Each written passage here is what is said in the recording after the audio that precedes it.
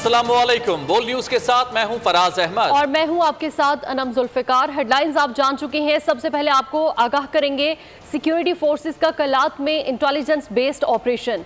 ISPR operation के दौरान firing के तबादले में दो दहशतगर्द हलाक हुए हैं, जबकि ISPR के मुताबिक हलाक दहशतगर्दों से भारी तादाद में असलहा और गोला बारूद भी बरामद हुआ है। सिक्योरिटी फोर्सेस ने कलात में इंटेलिजेंस बेस्ड ऑपरेशन किया है। इस ऑपरेशन के दौरान फायरिंग के तबादले में दो दहशतगर्दों को हलाक कर दिया गया है। हलाक दहशतगर्दों से भारी तादाद में असलहा और गोला बारूद बरामद किया गया है। सिक्योरिटी फोर्सेस ने इंटेलिजेंस बेस्ड ऑपरेशन किया है। नुमाइंदा खुसूसी सलमान अवान से मजीद तफसीलात जानते हैं। सलमान, इस ऑपरेशन के हवाले से मजीद तफसीलात बताइएगा। जी बिल्कुल, इंटेलिजेंस बेस्ड ऑपरेशन किया गया है कलात के पहाड़ी इलाके के अंदर, जो कि नगाओं की पहाड़ियां जो कहलाती हैं, और यहाँ पर ये दहशतगर्दों की मौजूदगी की इतला मिली थी। उस इतला की बुनियाद के ऊपर इंटेलिजेंस बेस्ड ऑपरेशन किया गया। इस दौरान जो है सिक्योरिटी फोर्सेज और दहशतगर्दों के दरमियान शदीद फायरिंग का तबादला हुआ, जिसके नतीजे में दो दहशतगर्दों को हलाक कर दिया गया है। हलाक होने वाले दहशतगर्दों के कब्जे से बड़ी मिकदार के अंदर असला और गोला बारूद भी बरामद हुआ, जिसे सिक्योरिटी फोर्सेज ने कब्जे में ले लिए हैं। और इस वक्त जो दहशतगर्द जिनकी हलाकत की हम बात कर रहे हैं, उनके हवाले से बताया गया है कि बड़ी एक्टिव थे और इस इलाके के अंदर सिक्योरिटी फोर्सेज के ऊपर हमलों के अंदर मुलविस थे। इसके अलावा जो आम शहरी हैं, उनकी टारगेट किलिंग के अंदर भी इन दहशतगर्दों का हाथ था। इस वक्त बताया गया है कि इलाके के अंदर एक सैनिटाइजेशन ऑपरेशन किया जा रहा है, ताकि इलाके में मौजूद दहशतगर्दों का खात्मा यकीनी बनाया जा सके। और इसके साथ ही ये बात भी वाज़ेह की गई है कि पाकिस्तान की सिक्योरिटी फोर्सेज दहशतगर्दी की लानत के खात्मे के लिए पुरअज़्म हैं। जी ठीक, बहुत शुक्रिया आपका तफसीलात के लिए सलमान। और आपको बताएं कि तहरीक इंसाफ के सरबराह पार्टी चेयरमैनशिप से दस्तबरदार हो गए। नया सरबराह कौन बनेगा, फैसला जुमे को होगा। नए उम्मीदवार का इंतखाब चेयरमैन PTI खुद करेंगे। वकील शेर अफ्तर मरवत ने इस बात की तस्दीक की है। कौन बनेगा PTI का नया चेयरमैन, हतमी फैसला जुमे को होगा। इलेक्शन कमीशन के हुक्म पर तहरीक इंसाफ जुमे को इंट्रा पार्टी इलेक्शन कराएगी। वकील शेर अफजल मरवत के मुताबिक सरबराह PTI पार्टी चेयरमैनशिप से दस्तबरदार हो गए हैं। नए चेयरमैन का इंतखाब बानी तहरीक इंसाफ जो है खुद ये फैसला किया है कि वो इस दफा चेयरमैन PTI के ऑफिस के लिए इलेक्शन कंटेस्ट नहीं करेंगे। शेर अफजल मरवत ने मजीद बताया कि कानूनी पेचीदगियों और तोशाखाना में सजा के बाइस chairman PTI intra party election नहीं लड़ सकते। पाकिस्तान तहरीक इंसाफ और पूरे मुल्क को ये बताना चाहता हूँ कि इस दफा कानूनी कदगन की वजह से, खान साहब की तोशाखाना केस में फैसले की वजह से और उनकी डिस्क्वालिफिकेशन के पेश नज़र आईनी कानूनी तौर पे वो पार्टी के ऑफिस के चेयरमैन का इलेक्शन नहीं लड़ सकते हैं। इलेक्शन कमीशन ने बल्ले के निशान के लिए तहरीक इंसाफ को 20 रोज के अंदर इंट्रा पार्टी इलेक्शन कराने का हुक्म दिया था। कमीशन के तहरीरी फैसले में लिखा गया था कि PTI आईन के मुताबिक शफाफ और मुनसिफाना इंट्रा पार्टी इलेक्शन न करवा सकी। PTI इंट्रा पार्टी इलेक्शन काबिल एतराज और मुतनाज़िया है। ऐसे इंट्रा पार्टी इलेक्शन को कबूल नहीं किया जा सकता। कानून के मुताबिक साबिक वज़ीर आज़म बतौर चेयरमैन PTI ओहदे पर नहीं रह सकते। साबिक वज़ीर आज़म दोबारा पार्टी चेयरमैन बने तो इलेक्शन कमीशन हरकत में आएगा। सुप्रीम कोर्ट का फैसला है कि नाअहल शख्स पार्टी सरबराह नहीं बन सकता। चेयरमैन PTI पार्टी आइन के तहत जमाती इंतखाबात लड़ सकते हैं। सदर supreme court bar Shahzad Shaukat ने बोल न्यूज से गुफ्तगू में की। डेफिनेट कि वो पार्टी लीडर की पोजीशन होल्ड नहीं कर सकते under the present dispensation. Supreme Court judgment says that a person who is inherently disqualified cannot hold the post of the leader of the party. वो फिर उस वक्त तो I'm sure कि he cannot become the leader of the political party. तो 8 फरवरी date है, supreme court को assurance दी गई है। मेरे ख्याल में तो 8 फरवरी को इलेक्शन होने जा रहा है। On the basis of economic reality differ किया जा सकता है। आइन ने तो बहरहाल अपना रास्ता लेना, और आइन सुप्रीम लॉ है इस मुल्क का, और आइन पाकिस्तान के तहत तो 90 दिन में होने थे। अब सुप्रीम कोर्ट ने एक तारीख दी है, सुप्रीम कोर्ट को अंडरटेकिंग दी गई है। मेरा नहीं ख्याल कि कोई भी उस अंडरटेकिंग से इनराफ करने की पोजीशन में है या करना चाह रहा है। This is very sort of, I must say it's a gossip. 8 फरवरी को इलेक्शन हो रहा है इंशाल्लाह। चेयरमैन PTI ने कहा था बुशरा बीबी से निकाह हुआ तो वज़ीर आज़म बन जाऊंगा। गैर शरई निकाह केस में मुफ्ती सईद और ओन चौधरी ने बयान रिकॉर्ड करा दिया। दोनों ने निकाह को गैर शरई और गैर कानूनी करार दे दिया। मुफ्ती सईद ने कहा कि चेयरमैन PTI और बुशरा बीबी को मालूम था निकाह के लवाजमात पूरे नहीं हैं। चेयरमैन पीटीआई और बुशरा बीबी का निकाह 2 मरतबा हुआ। पहली बार इद्दत के दौरान निकाह पढ़ाया गया। निकाह पढ़ाने वाले काजी मुफ्ती सईद और साबका दोस्त ओन चौधरी ने बयान रिकॉर्ड करा दिया। इस्लामाबाद की सेशन अदालत में बयान देते हुए मुफ्ती सईद ने कहा कि पहली मरतबा 1 जनवरी 2018 में निकाह के लिए बुलाया गया। डिफेंस लाहौर गया था, जहाँ बहुत से लोग थे। खुद को बुशरा बीबी की बहन जाहिर करने वाली खातून ने बताया कि निकाह के लवाजमात पूरे हैं, जिस पर निकाह पढ़ा दिया गया। मुफ्ती सईद ने बयान में कहा कि फरवरी में दोबारा निकाह के लिए राब्ता किया गया। चेयरमैन पीटीआई ने कहा कि पहला निकाह इद्दत में हुआ है। अदालत के सवाल पर मुफ्ती सईद ने कहा इन्हें याद नहीं कि किसने राब्ता किया था। चेयरमैन पीटीआई के साबिक दोस्त ओन चौधरी ने बयान दिया कि मुफ्ती सईद को बुशरा बीबी ने बताया था कि इन्हें तलाक हो चुकी है, शरई लवाजमात पूरे हैं। पहले निकाह के बाद मीडिया पर शोर मचा के इद्दत में निकाह हुआ, जिस पर चेयरमैन पीटीआई ने कहा कि खामोश रहें, इद्दत पूरी होने पर दोबारा निकाह कर लेंगे। दूसरा निकाह बनी गाला में फरवरी 2018 में पढ़ाया गया, जिसकी रिकॉर्डिंग भी मौजूद है। मैं और जुल्फी बुखारी दूसरे निकाह के गवाह थे। अदालत ने समाअत 2 दिसंबर तक मुलतवी कर दी। आइंदा समाअत पर तीसरे गवाह मोहम्मद लतीफ को तलब किया गया है।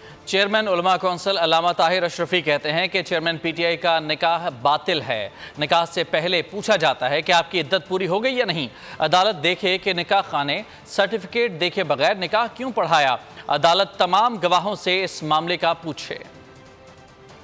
इद्दत के दौरान निकाह हुआ है तो वो निकाह बातिल है, वो निकाह नहीं हुआ। पहली बात तो ये है कि हमारे यहाँ एक कानून और ज़ाब्ता है कि निकाह से पहले जो पूछा जाता है कि आपकी इद्दत पूरी हो गई, आपकी तलाक को कितना वक्त हुआ, बल्कि उसका सर्टिफिकेट भी जारी होता है। इसमें मैं जो आज हक़ाइक़ सामने आए वो ये है कि ना मुफ्ती साहब ने वो सर्टिफिकेट देखा, ना वो सर्टिफिकेट पेश किया गया। नंबर 1, शरीयत के बाद बिल्कुल कहती है कि औरत जो है वो इद्दत के अय्याम के हवाले से वही उसकी बात मोतबर होगी, लेकिन उस सूरत में कि जब वो पहले गवाही ना दे चुकी हो। लिहाजा शरीयत में इद्दत में निकाह ना बिल्कुल बातिल है और इसकी तस्दीक दूसरे निकाह से यहाँ हो रही है। अब ये अदालत का मामला है कि अदालत मुफ्ती साहब से भी पूछे कि उन्होंने सर्टिफिकेट देखे बगैर निकाह क्यों पढ़ाया है और बाकी लोगों से भी पूछे, लेकिन शरीयत की राय किसी खास शख्स की वजह से बदलती नहीं है। और शरीयत की राय यही है कि अगर किसी ने दौरान इद्दत निकाह किया है तो वो निकाह जो है वो बातिल होगा। आमदन से ज्यादा असासों का केस, अली अमीन गंडापुर को एक और नोटिस जारी कर दिया गया। नोटिस के मुताबिक अली अमीन गंडापुर ने कई हाउसिंग स्कीम्स के लिए बेनामी इदारों के जरिए ज़मीन खरीदी। कई मकामात पर हज़ारों एकड़ अराजी खरीदी। 60 अकाउंट्स में 50 करोड़ से ज़्यादा की ट्रांजैक्शंस के सबूत मिले हैं। नैब खैबर पख्तूनख्वा के साबिक सूबाई वज़ीर आतिफ खान के खिलाफ 2 दरखास्तों पर कार्रवाई। नैब के मुताबिक आतिफ खान ने इख्तियारात का नाजायज़ इस्तेमाल करते हुए मैदान में 2 कनाल प्राइवेट ज़मीन पर सरकारी खर्चे से गैर कानूनी जिम तामीर करवाए। दरखास्त गुजार ने मैदान ब्यूटिफिकेशन प्रोजेक्ट में करोड़ों रुपए खुर्द बुर्द करने की निशानदेही की है। दूसरी दरख्वास्त के मुताबिक आतिफ खान ने असर व रसूख इस्तेमाल करते हुए गैर कानूनी हाउसिंग सोसाइटी बनवाई। आतिफ खान के इमाम पर गैर कानूनी तरीके से ज़रई ज़मीन की नौइयत तब्दील की गई। लाहौर हाई कोर्ट ने परवेज़ मुशर्रफ को वो रिलीफ दिया जो मांगा ही नहीं गया था। परवेज़ मुशर्रफ संगीन गद्दारी केस में चीफ जस्टिस काजी फाइज ईसा ने रिमार्क्स देते हुए कहा कि जब जजमेंट ही नहीं तो किसे कलअदम करार दिया जाए।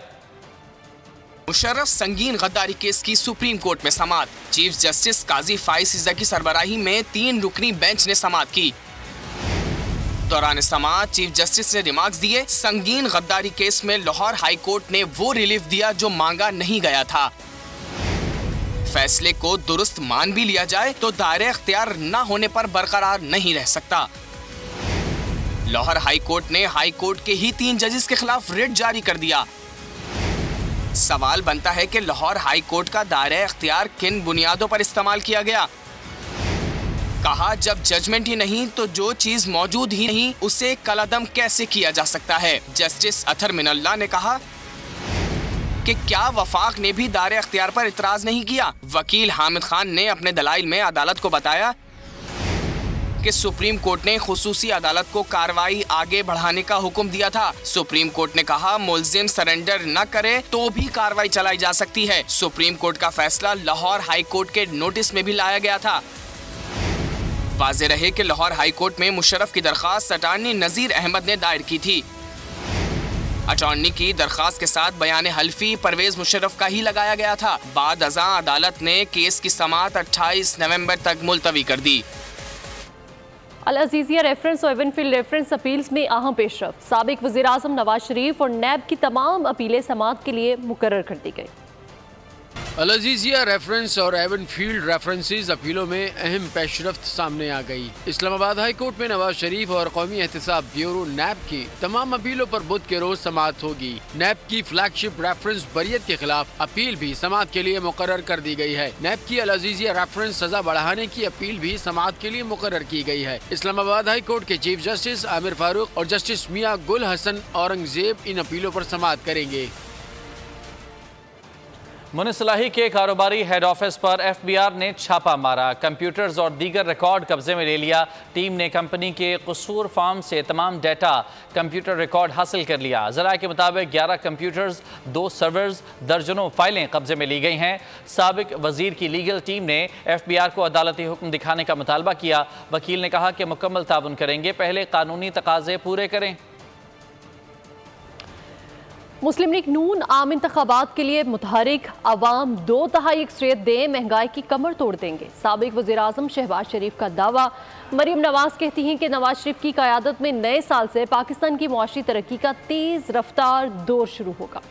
खबर से कबल मुस्लिम लीग नून की सियासी सरगर्मियाँ तेज, लीगी रहनुमाओं की मेल मुलाकातें, सियासी राब्ते बढ़ गए। लाहौर में मुस्लिम लीग नून के सदर शहबाज शरीफ से पार्टी रहनुमाओं और साबिक अरकान कौमी असम्बली ने मुलाकातें की। तंजीमी उमूर और इंतखाबात की तैयारियों के हवाले से गुफ्तगू की गई। शहबाज शरीफ इंतखाबात में नून लीग की जीत के लिए पुरुमीद, कहा पूरी तैयारी के साथ इलेक्शन में उतरेंगे, अवाम के एतमाद से कामयाबी हासिल करेंगे। अवाम मुस्लिम लीग को 2/3 अक्सरियत दे तो महंगाई की कमर तोड़ देंगे। नून लीग की चीफ ऑर्गेनाइजर मरीम नवाज की जेर सदारत इजलास हुआ। मुस्लिम स्टूडेंट्स फेडरेशन और मिनॉरिटी विंग के अहदेदारों और कारकुनों ने शिरकत की। मरीम नवाज ने खिताब में कहा कि 2024 पाकिस्तान और अवाम के लिए उम्मीद और तरक्की का नया दौर लेकर आ रहा है। नवाज शरीफ की क़यादत में मुल्की मुआशी तरक्की का तेज रफ्तार दौर शुरू होगा। उनका कहना था, नौजवान आम इंतखाबात में सियासी सरगर्मियों का हरावल दस्ता बने, नौजवानों और अक़लियतों को सियासत की अव्वलीन सफ़ों में लाना चाहते हैं। इलेक्शन की तैयारियां सियासी जमातों के जलसे जारी। पाकिस्तान पीपल्स पार्टी ने कोयटा में जलसे की तैयारी कर ली। खुर्शीद शाह ने कहा कि बलोचिस्तान से हकीकी अवामी जमहूरी इलेक्शन कैंपेन का आगाज कर रहे हैं। वोट को इज्जत हो का नारा मौजूद है, हमारे कॉन्स्टिट्यूशन में भी मौजूद है।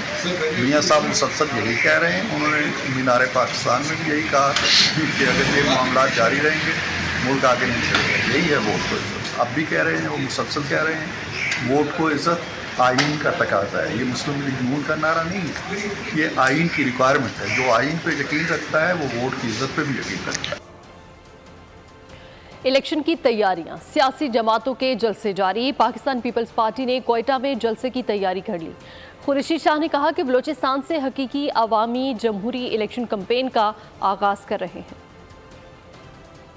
की आमद सियासी गहमा गहमी जारी। PPP 30 नवंबर को कोयटा में पावर शो करेगी। पाकिस्तान पीपल्स पार्टी के रहनुमा बलूचिस्तान के दौरे पर मौजूद, अहम शख्सियात से मुलाकातें, इलेक्शन की तैयारियां और सियासी उमूर पर तबादला ख्याल किया जा रहा है। कोयटा में प्रेस कॉन्फ्रेंस करते हुए खुर्शीद शाह ने कहा, पीपल्स पार्टी वोट की ताकत पर यकीन रखती है। वोटर्स ने पार्टी को मायूस किया, न कभी क़यादत ने अपने वोटर्स को। बलूचिस्तान से इलेक्शन कैंपेन का आगाज कर रहे हैं। हम उस बात को साबित करना चाहते हैं कि पीपल्स पार्टी कल भी अवाम के हकूक के लिए लड़ती थी, आज भी लड़ रही है, इंशाल्लाह आगे भी लड़ेगी। नवाब सनाउल्लाह ज़हरी बोले, पार्टी की मरकजी क़यादत के मशकूर हैं जिन्होंने 56 में यौम तासीस का जलसा कोयटा में शेड्यूल किया। प्रेसिडेंट जरदारी साहब ने हम पे एतमाद किया और हमें यौम तासीस 56वां यौम तासीस कोयटा में मनाने का शर्फ हमें बख्शा। इस मौके पर नासिर हुसैन शाह, हाजी अली जतक, चंगेज जमाली, जमाल रईसानी, जुल्फ़िकार शाह और दीगर भी मौजूद थे। MQM ने बल्दियाती हुकूमतों को वफाक से बराह रास्त फंड्स की मुंतकिली का मुतालबा कर दिया। MQM रहनुमाओं ने कहा कि सूबाई हुकूमतों की तरह वफाक शहरी हुकूमतों को भी बराह रास्त फंड्स जारी करे। इस्तेहकाम पाकिस्तान पार्टी ने भी MQM के मुजवज़ा बिल की हिमायत कर दी। तफसीलात वजाहत अली आब्दी की इस रिपोर्ट में। खुद मुख्तार जिला मजबूत पाकिस्तान MQM पाकिस्तान ने मुजव्वजा आईनी तरमीमी बिल अवाम के सामने पेश कर दिया। कराची में सेमिनार से खिताब में खालिद मकबूल सिद्दीकी ने कहा, सूबों की तरह वफाक से शहरी हुकूमत को भी बराह रास्त पैसे मिलने चाहिए। ऐसी तरमीम चाहते हैं जिसमें कि वफाक बराह रास्त बल्दियाती हुकूमतों को उसके हिस्से का उनको किस हिस्से में किस तरह से मिलना चाहिए, उसी फार्मूले के तहत जिसके तहत सूबा वफाक से वसाइल लेता है। MQM पाकिस्तान के सीनियर डिप्टी कन्वीनियर मुस्तफा कमाल बोले, कराची में मेयर का इंतखाब वक्त पर नहीं होता। जो पाकिस्तान के अजला हैं, जो डिस्ट्रिक्ट हैं, उनके शेयर डायरेक्ट वफाक हमें वहीं से दे दे। NFC अवार्ड के पैसे मिलते हैं, 56% तकरीबन डिविजिबल पूल में पैसे मिलते हैं। उस NFC अवार्ड के नीचे कोई प्रोविंशियल फाइनेंस कमीशन टाइप चीज नहीं है और कोई मैकेनिज्म नहीं है। फारूक सत्तार ने कहा, मजबूत सूबे मजबूत पाकिस्तान की जमानत है। पाकिस्तान में खुद मुख्तार बाइख्तियार बल्दियाती निज़ाम या टाउन और तहसील सतह पर हुकूमत कायम नहीं होगी। ये कॉस्मेटिक है अब तक जो बल्दियाती इदारे और बल्दियाती निज़ाम। सेमिनार में शरीक इस्तेहकाम पार्टी के रहनुमा इमरान इस्माइल ने भी MQM मुजव्वजा तरमीमी बिल की हिमायत की और कहा कि कराची को कब तक सिसकता और बिलकता देख। और अब लाहौर के हवाले से बड़ी खुशखबरी का जिक्र करेंगे। लाहौर समेत पंजाब के मुख्तलिफ शहर स्मोक से शदीद मुतासिर हैं। महकमा तहफ़्फ़ुज़ माहौलियात की हिदायत पर गुजरांवाला, कसूर और फैसलाबाद में आलूदगी फैलाने वाले भट्टों और फैक्ट्रियों के खिलाफ कार्रवाई के अहकाम जारी किए गए हैं।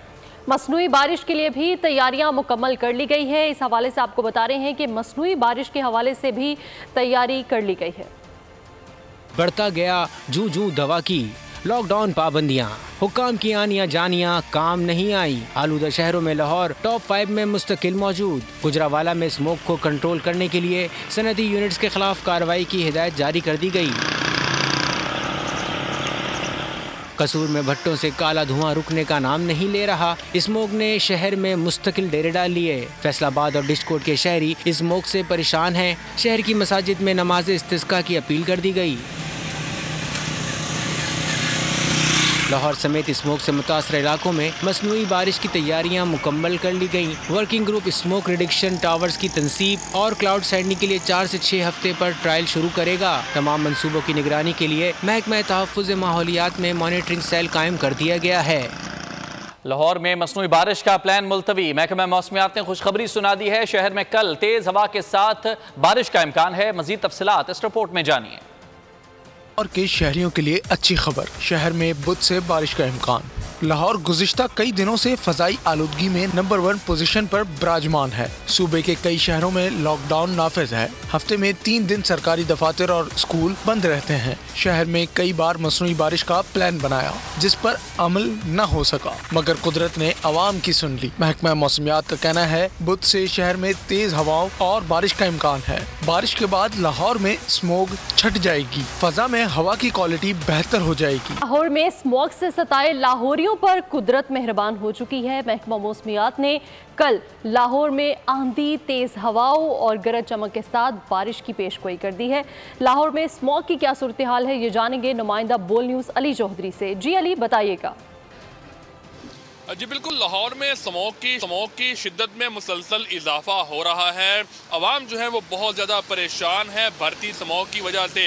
हुकूमत ने जो है वो शहरियों की ज़िंदगियों में सुख लाने के लिए इकदाम भी किए, लॉकडाउन लगाया गया, लेकिन उसके बावजूद जो है वो स्मोक में कमी नहीं आई। जबकि मसनूई बारिश बरसाने का जो है मंसूबा उसको भी रोक दिया गया है, मगर अब ताज़ा तरीन सूरत हाल के मुताबिक कुदरत जो है वो स्मोक के सताए शहरियों पर मेहरबान हो चुकी है। महकमा मौसमियात के मुताबिक कल जो है वो लाहौर में तेज़ हवाओं के साथ जो है बारिश के इम्कानात हैं, जिसके बाद स्मोक में जो है वाज़े तौर पर कमी आएगी। कुदरत जो है वो मेहरबान हुई है, जिसने जो है वो बारिश होने के जो है वो इम्कानात ज़ाहिर हुए हैं, जिसके बाद जो है वो स्मॉग में वाज़े तौर पर कमी आएगी और एयर क्वालिटी इंडेक्स भी मज़ीद बेहतर होगा। बढ़ती स्मॉग की वजह से जो है वो शहरी बहुत ज़्यादा परेशान हैं। अस्पतालों में जो है वो मरीज़ों की तादाद में इजाफा हो रहा है, जिनकी आंखों में इन्फेक्शन और गले में इन्फेक्शन हो रहा है स्मॉग की वजह से। शहरियों के लिए स्मॉग का मसला दर्द सर बना हुआ है। हुकूमत ने जो है तमाम तर इकदाम करके देख लिए, लॉकडाउन लगाया गया, स्कूलों कॉलेजेस में जो है वो छुट्टियां दी गई, मार्केटों को बंद रखकर देखा, लेकिन जो है वो स्मॉग में किसी हद तक जो है वो कमी नहीं हुई।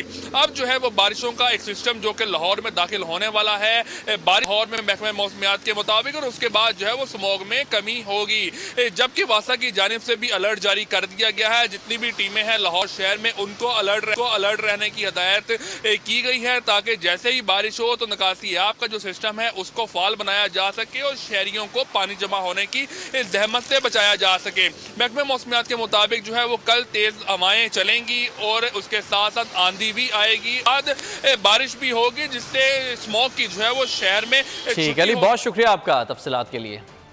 और स्मोक से परेशान फैसलाबाद के बासियों के लिए महकमा मौसमियात ने बारिश की नवीद सुना दी है। शहरी भी कहते हैं कि बारिश के बाद मौसम खुशगवार हो जाएगा और स्मोक के बायस पैदा होने वाली बीमारियों से भी निजात मिल सकेगी। मजीद जानते हैं फैसलाबाद से अवैस सत्तार से। अवैस बताएगा क्या प्रेडिक्शंस हैं और शहरियों का क्या कहना है?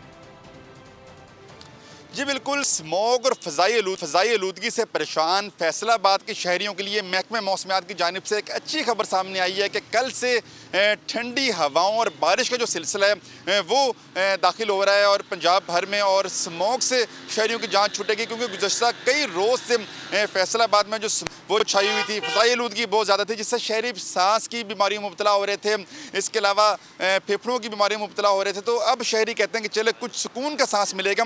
कुछ शहरी हमारे साथ मौजूद हैं, उनसे बात करते हैं। भाई, महकमे मौसमियात ने कहा है कि कल से सिस्टम दाखिल हो रहा है बारिशों का, तो क्या कहते हैं, स्मॉग से जान छूट जाएगी अब और वेदर जो है क्लियर हो जाएगा? जी, आजकल ना काफ़ी सर्दी और स्मॉग वगैरह जिसकी वजह से ना बीमारियां हो रही हैं, खांसी हो रही है, ज़ुकाम हो रहा है, जिसकी वजह से डॉक्टरों पे जाना पड़ रहा है। घर में हर घर में मतलब 5-5 लोग बीमार हैं। तो शुक्र है बरसात होगी, उससे मौसम ये स्मॉग वगैरह ख़त्म हो जाएगी, तो उसमें हमारा ही फ़ायदा, अच्छी बात है, होना भी चाहिए।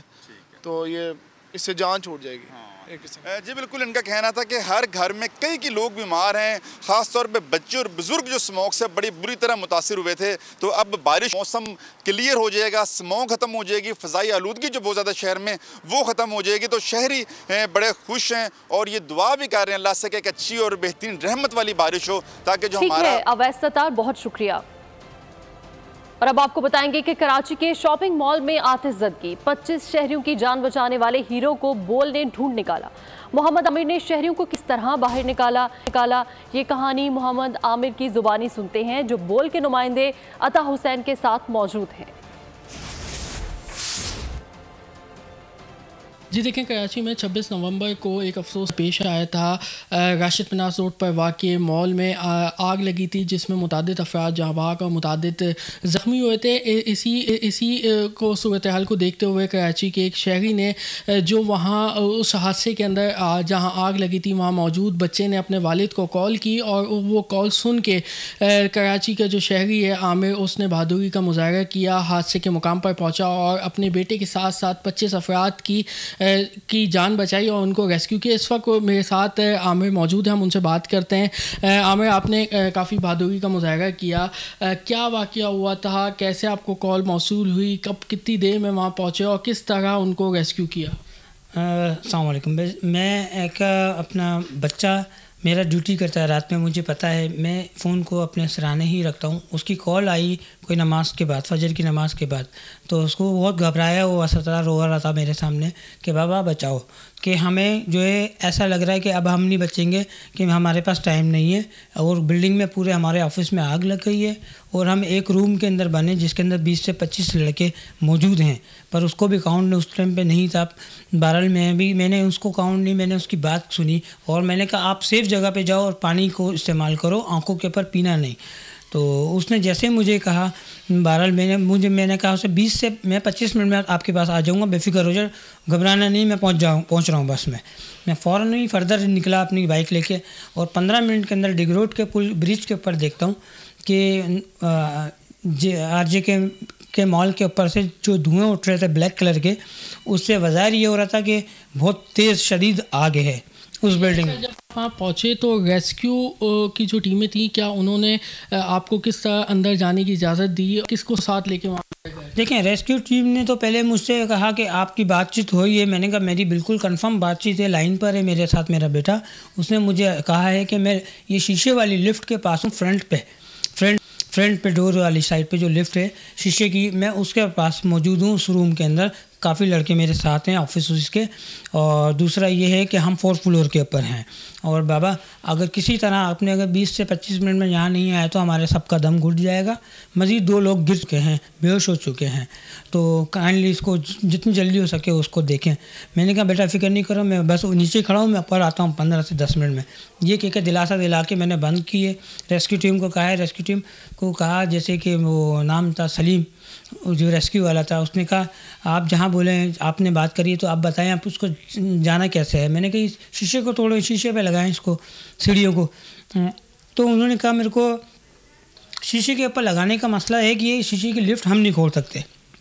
शीशा तो तोड़ सकते हैं लिफ्ट पे, पर हम खड़े होके, पर लिफ्ट नहीं खोल सकते। मैं खोलूँगा, सिर्फ आपका काम है ये सीढ़ी लगाना। तो कह रहे इतनी बड़ी सीढ़ी भी नहीं है हमारे पास, तो ये हमारे पास 2 सीढ़ियाँ हैं डबल एक बेच की। तो मैंने कहा 2 सीढ़ी ऐसा करें आप उधर लगाएं, पेडिस्ट्रल ब्रिज है उस पर लगाकर जहाँ तक जाती है वो तो भाई कि आप फिर मैं आगे से ऊपर 3रे फ्लोर तक तो पहुँचेगी ये। बोले हाँ ऐसा तो है, मुमकिन है। तो ऐसा लगाया, शीशा भी थोड़ा डैमेज किया है मेरे से, ठीक है। मैं भी ऊपर था, मैं भी ऊपर गया, बाकी गिलास तोड़ के फिर मैंने दूसरी सीढ़ी भी इनको कहा रिक्वायर्ड है मेरे को 2 उस पर लगाऊँ मैं, ताकि इस साइड से लेकर उस साइड पर मैं लगाऊँ जहाँ पे लिफ्ट का डोर है वो मैं खोल लेता हूँ, मुझे पेचकस दे दे। उन्होंने पेचकस दिया मुझे फ़ौरन 2 मिनट के अंदर ही एम्बुलेंस से उठाकर। और फिर मैंने जैसे ही पेचकस लगाया और टक करके लिफ्ट को 1 मिनट में खोला। जब देखता हूँ तो पीछे ग्रिल है। अब ग्रिल को काटने के लिए मेरे को कटर की ज़रूरत है। अब कटर उनके पास था, उन्होंने कहा मैं अभी अरेंज करता हूँ हमें, जब तक आप रुको 1 मिनट। मैं रुका नहीं, फिर भी मेरा जज्बा इतना था कि मेरे को किसी भी तरह तोड़ दूँ वाले इसको। मैंने जाली दिखी, मैंने जाली पे उसको हैमर मारा, इसलिए कि मेरे को लॉक दिख रहे थे वहाँ से ताले, ताकि जब तक वो कटर लाएगा जालियाँ तो क्लियर करूँ। जालियाँ क्लियर करी तो मेरे हाथ जाइए, आप देख रहे हैं ये हाथ जख्मी हुए। तो उधर से कटर मेरा क्लियर हो गया, कटर जाने की जगह। तो मैंने वो ताले काटे, वो ताले दोनों काट कर मैं इन हूँ। उसके पीछे अलमारी थी, धक्का मारा रेस्क्यू वाले के थ्रू मिलकर, सलीम के थ्रू, उस दोनों के थ्रू मिल के हम दोनों ने उसको धक्का मारा। फिर जगह बनाई, अंदर गया, सेम यही लोकेशन एक और ग्रिल थी, उसी तरह उसको डैमेज करके हमने लोग काट के 3rd फ्लोर पे जब मैं खड़ा हुआ तो सामने देखता हूँ 2 जीने, एक लेफ़्ट पे जा रहा है, एक राइट पे, 2 जीने दिख रहे हैं। अब मेरी चॉइस थी कि लेफ़्ट पे, क्योंकि मेरा बच्चा लेफ़्ट का मुझे बता चुका था लिफ्ट की तरफ आना है आपको, तो वो लेफ़्ट की तरफ था। वो बिल्कुल 3रा और 4था फ्लोर बिल्कुल पैक पड़ा हुआ था, और परिंदे नीचे पड़े हुए थे, जिस तरह कबूतर दम घुटने से मर जाते हैं परिंदे, वो इस तरह पड़े थे। तो मैंने ये देख के अंदाज़ा हुआ कि अंदर बहुत तेज़ है, धुआं, ऑक्सीजन नहीं है। बहरहाल मैंने उसको फिर भी उसको हथौड़े मारे, और सलीम ने भी हथौड़े मारे, बाकी शीट कच्ची करके हम लोगों ने धक्का दिया, लाते मारी, तो वो अंदर गिरी। तो ऐसा आपका भपका आया जैसे कोई बहुत तंदूर के अंदर घुस रहे हैं। बहरहाल फ़िलहाल 2 मिनट के लिए रेस्ट करते ही फिर हम लोगों ने दोबारा पीछे हटने के बाद दोबारा अंदर गए, तो देखते हैं तो ब्लैक ही ब्लैक है चारों तरफ, कुछ नज़र नहीं आ रहा। मोबाइल की टॉर्च तो काम ही नहीं कर रही थी। तो फिर हमको बेहतर जो लगा, सलीम ने कहा आमिर 2 मिनट होल्ड करो, जब तक मैं लाइट भी मंगाता हूँ और मास्क भी मंगाता हूँ, दोनों मास्क लगा के अंदर जाएंगे। मैं ठीक है, इन्होंने मंगाए। तो वो कैसे आया, वो कोई जब तक हमने कहा हम रुकते नहीं हैं सलीम, हम शीटें तोड़ते हैं ताकि धुआं कम हो, जब धुआं कम होगा तो ऑक्सीजन बनेगी। तो बोला ठीक कह रहा मैंने तोड़ना शुरू कर दी शीटें ऊपर से, क्योंकि नीचे गिलास से ऊपर से डैमेज करना शुरू कर दी मैंने शीटें ऊपर से तोड़ता कि ग्रिप भी बनती गई हाथ से खींचने की शीट। उसके बाद हमारा ऑक्सीजन ख़त्म होने लगा, हम बाहर आ गए, फिर शीटें खींच के दूसरी शीटें तोड़ के फिर दोबारा यही हमने 2 दफ़ा करा, 3 दफ़ा करा। उसके बाद फिर जब तक हमारे पास मास्क भी अरेंज हो गए दोनों, और वो भी अरेंज हो गई है लाइट टॉर्च लेके। जैसे हम अंदर गए हैं तो देखते हैं कि सब ब्लैक, कुछ भी नज़र नहीं आ रहा था हमारे को, और धुआं ही धुआं था। उसमें भी हमारा दम घुट रहा था, जो हमारे पास मास्क थे, इतने बड़े हैवी मास्क, जो मास्क होते हैं इनके रेस्क्यू के, उसको भी इतने हैवी होके वो भी चौक हो रहे थे उसके ऊपर। फिलहाल ऑक्सीजन कम हो रहा था। फिर 1 मिनट के लिए हम बाहर आए कि हमने बोला राइट पे हम गए, हमारे को कुछ नहीं दिखा, हमने आवाज़ें भी मारी, कोई रिस्पॉन्ड नहीं आया। हमने कहा सलीम फिर चलते हैं, फिर हाथ रखा कंधे पे उसने मेरे, फिर हैमर उसको पकड़ाया, लाइट मैंने पकड़ी। अब जैसे हमने कहा लेफ़्ट साइड पे जाएंगे, हम लेफ़्ट साइड पे ढूंढेंगे डोर को। जैसे अंधेरा इतना है कि हमें नहीं पता चला लेफ़्ट राइट पे कौन सा जगह है। घुस गए, अल्लाह का नाम लेके गए, बस देखा तो शीशे का डोर था, एक और डोर था जिस रूम था शीशे का, उसके अंदर बच्चे मोबाइल से टॉर्च से मेरे को इशारा कर रहे थे, आवाज़ नहीं आ रही थी उनकी मेरे को, तो मेरी भी लाइट देख के उन्होंने इशारा करा था। तो उसने हैमर मार दिया था सलीम ने अपना कमरे के उस गिलास पे। तो मैंने कहा रुक जाओ, लॉक करा हुआ उसने। वो लॉक उसने खोला है बच्चों ने, फिर मैंने उनको कहा कपड़े मुंह पे रखो, आराम आराम से सीधे एक एक करके लाइन बना के नीचे उतरो। ऐसे रेस्क्यू करा सबों को। सुबह को आवाज़ मारी, सुबह आया, बस मैंने उसको अपने बच्चों को बगल में दबाया नीचे तक छोड़कर। अच्छा, आपको क्या लग रहा था कि आग लगने की क्या वजूहत, कुछ आप अंदर थे तो आपको कुछ समझ में आया कि क्या था? ये सब शॉर्ट सर्किट था शॉर्ट सर्किट था, क्योंकि ये फोर सीलिंग गिरी हुई थी जिस तरह ना, तो ये शॉर्ट सर्किट था। ठीक है। और कुछ ये देखें, आमिर ने इंतहाई जो है वो बहादुरी का मुजाहरा किया, हिम्मत के साथ अपने बेटे की कॉल सुनने के बाद वहाँ पहुँचा और रेस्क्यू के अमले के साथ मिल के जो है वो ग्रिल तोड़ी, लिफ्ट बाद जो है वो अपने बेटे को और बेटे समेत 25 अफराद को मज़ीद को रेस्क्यू किया और अपने बेटे के साथ। बहुत शुक्रिया आपका तफसीलात के लिए। आगे बढ़ते हैं। अदालती वेल्फ के छापे का गुस्सा, थाना रुकनपुर की पुलिस ने कारोबारी शख्सियत के खिलाफ मनशियात फरोशी का मुकदमा दर्ज कर लिया। अहले इलाका का शदीद एहतजाज, आला हुकाम से इंसाफ की अपील कर दी। रुकनपुर की पुलिस की वर्दी में डाकू है, थाना रुकनपुर की पुलिस की वर्दी में डाकू है।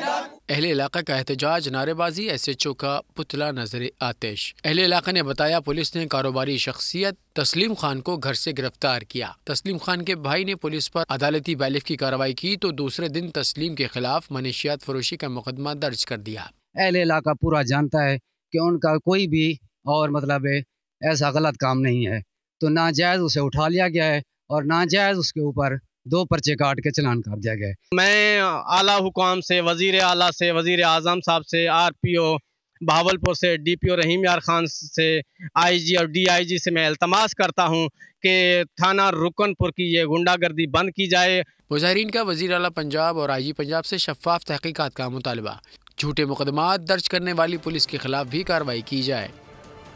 महकमा सेहत खैबर पख्तूनख्वा ने पेशावर के 5 अस्पतालों के लिए खरीदी गई प्लाज्मा मशीनों में बेकायदगियों की तहकीकात शुरू कर दी।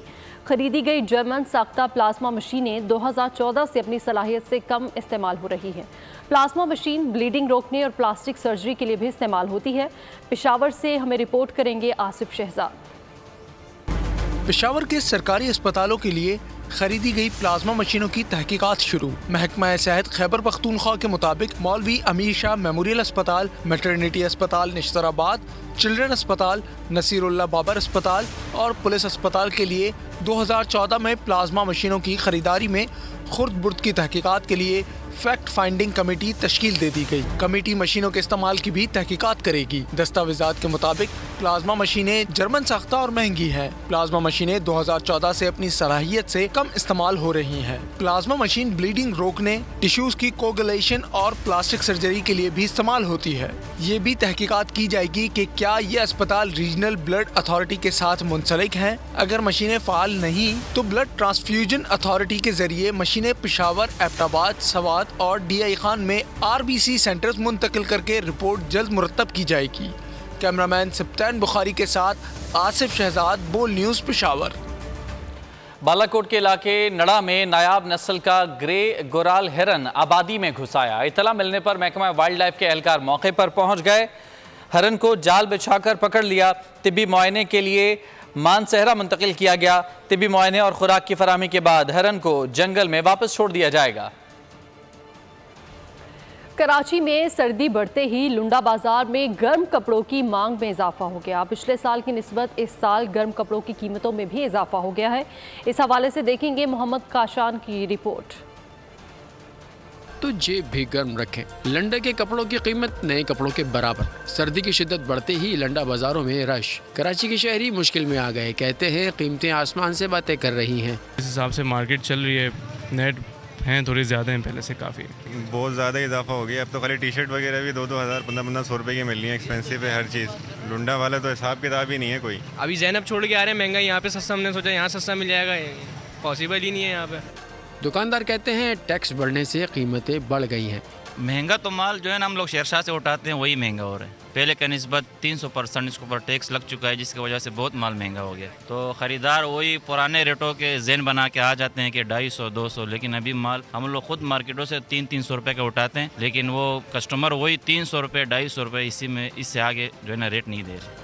शहरियों ने हुकूमत से मुतालबा किया है कि कीमतों को कंट्रोल किया जाए, वरना लंडा बाजार का नाम सिर्फ बाजार रह जाएगा। सर्दियों में सबका मूंगफली खाने का दिल तो करता है। मूंगफली गरीब आदमी का सस्ता ड्राई फ्रूट है। पिस्ता और काजू तो नहीं खरीद सकते, इसीलिए मूंगफली खा लेते हैं।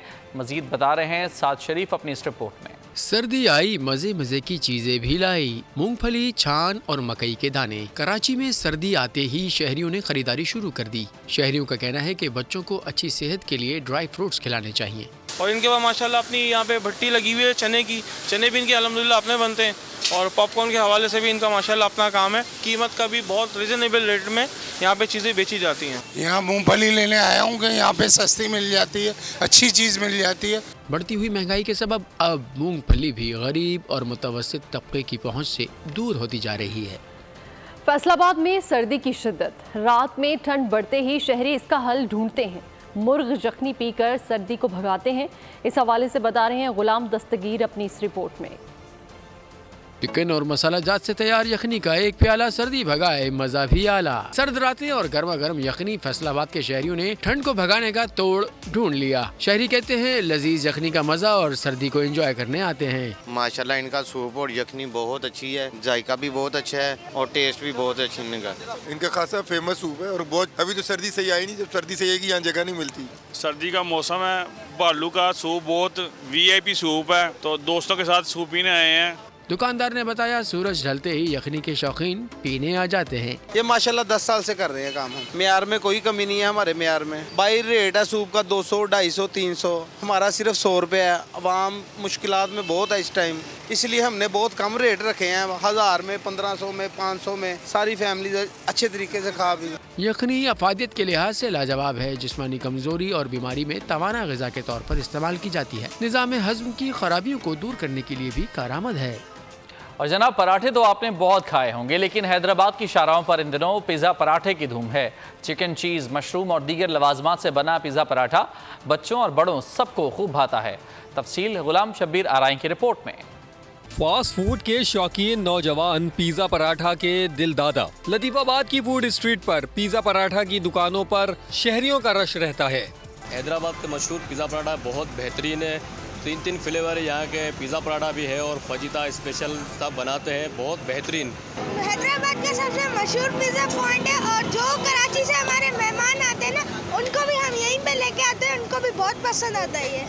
पिज़्ज़ा पराठे की तैयारी में चिकन, मुख्तलिफ इक़साम के सॉसेस, मशरूम और चीज़ और दीगर लवाजमात का इस्तेमाल किया जा रहा है। पिज़्ज़ा पराठा चिकन टिक्का है, फजीता है और स्पेशल है। तीनों के डिफरेंट अलग हैं, तीनों के जायके अलग हैं। इनों के अंदर पिज़्ज़ा सॉस डालते हैं, थोड़ा सा ज़रा इसको इस तरीके से बनाते हैं ताकि इसका फ्लेवर थोड़ा अच्छा लगे कस्टमरों को। मज़ेदार चटपटे पराठे की कीमत सिर्फ 430 रुपए है। इस जायकेदार पराठे के शौकीन अफराद की तादाद में रोज बरोज इजाफा हो रहा है। कैमरामैन इमरान राजपूत के साथ गुलाम शब्बीर आराई, बोल न्यूज़, हैदराबाद।